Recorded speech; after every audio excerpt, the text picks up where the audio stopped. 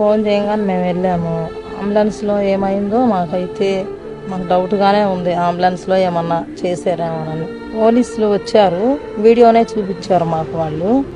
మరి లోకేష్ గారు పంపించారు, మేము కూడా మీ ఎస్సీలమే అని చెప్పారు, మీ కులస్తులమే అన్నారు. వాళ్ళు వచ్చేలేకే నాకు అసలు భయం వేసి మేమైతే ఏం చెప్పలేదు. తర్వాత లోకేష్ గారు పంపించారు అని చెప్పారు. మమ్మల్ని ఎంత ఇబ్బంది చేసి ఎంత మాట్లాడాలన్నా కానీ మేమైతే ఏమీ మాట్లాడలేదు. చెప్పేశారు వాళ్ళు, మేము లోకేష్ గారు పంపించారండి మమ్మల్ని అన్నారు.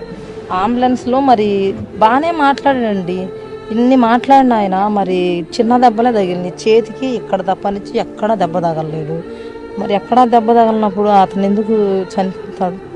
చనిపోయే అవకాశం కూడా లేదు ఉంది.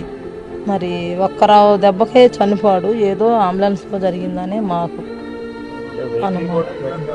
మరి జగనన్న గారు మా పార్టీ వాళ్ళు వచ్చి మేము తీసుకెళ్తాం, మా పార్టీ నాయకుడిని మేము తీసుకెళ్తాం మా ఆటోలో అన్నా కానీ వాళ్ళు అసలు ఒప్పుకోలేదంట. అంబులెన్స్ రావాలి, దానిలోనే ఎక్కించుకుంటాము అని చెప్పారు.